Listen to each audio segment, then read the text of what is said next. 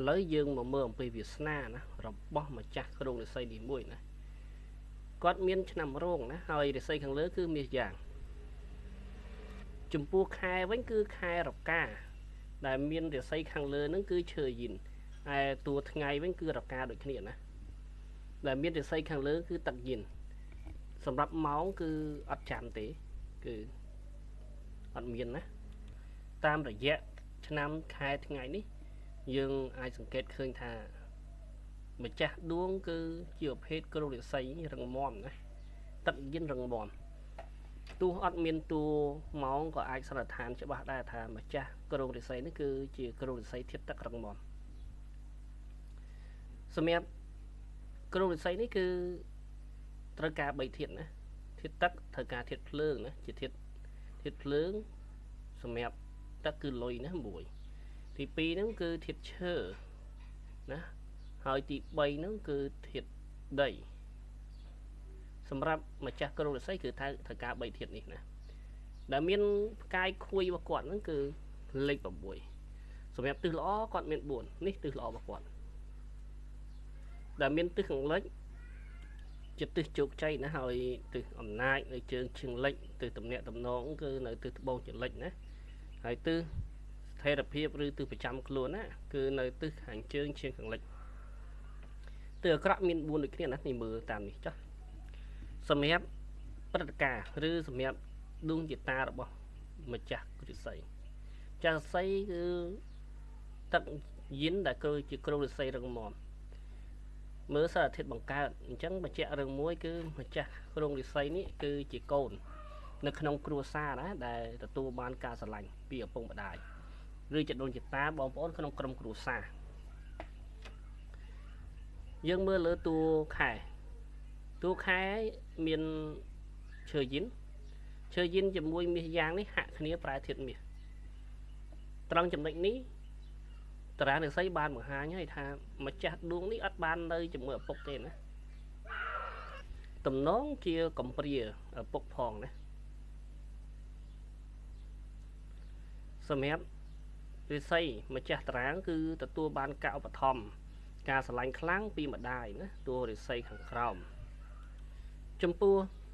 តួថ្ងៃជាមួយតួខែគឺមានការឆុងគ្នាណាតួថ្ងៃនិងតួខែនេះគឺឆុងគ្នារកាជួបរកាគឺឆុងរៀងលើខ្លួនឯងទំនាក់ទំនងនេះគឺបង្ហាញពីរឿងមិនល្អទេណាចំពោះដៃគូអាចនិយាយថាវាសនាតម្រូវឲ្យម្ចាស់ដួងនេះគឺមានភាពស្មុគស្មាញឬក៏ភាពរញ៉េរញ៉ៃហើយជាមួយជីវិតអាពាហ៍ពិពាហ៍របស់ខ្លួនណាឥឡូវយើងមកមើលអំពីដំណើរវ័យចរបន្តិចណាដើម្បីធៀបជាមួយនឹងតារាងថ្ងៃខែណាឆ្នាំកំណើតសម្រាប់តារាងវ័យចរយើងមើលត្រឹមអាយុ22ឡើងទៅហ្មងទៅគឺមានទឹកយ៉ាងណាឈរទៅលើមមីនេះគឺមមីនេះគឺធាតុភ្លើងណាជាធាតុលុយរបស់ម្ចាស់តារាងគឺអាចនិយាយថានៅក្នុងវ័យនេះគឺរលុយបានច្រើនណាហើយក៏ចូលចិត្តដើរលេងដែរមិត្តភ័ក្តិច្រើនដូចគ្នាណាបើយើងមើលអំពីតំណែងតំណងរវាងតារាងវ័យចរជាមួយគ្រោងរិស័យនៅខាងលើជាយោបល់ល្អម្ចាស់តារាងរិស័យនេះមិនគួរយកគូមុនអាយុ30ឆ្នាំទេណាបើក្នុងករណីយកគូនៅអាយុចន្លោះ20ជាងនេះទំនងជាងអាចមានភាពរញ៉េរញ៉ៃឬក៏អាចបែកបាក់គ្នាផងណាចុះហេតុអីបានជាអញ្ចឹងណាមិនគួរយកគូនៅអាយុ20ជាងទាំងសัตว์នៅក្នុងតារាង20ជាងនេះគឺមមីអត់មានការឆុងជាមួយតួរិស័យរកានៅត្រង់ចំណុចនេះគឺមានការឆុងរវាងរកានៅតួខែនេះណាគឺបញ្ជាក់អំពីការបែកបាក់ឬក៏រញ៉េរញ៉ៃឬគូនឹងទៅហើយនៅពេលដែលជួបជាមួយមមីនេះទៀតគឺសត្វស្នេហ៍ឡើងដល់ទៅ3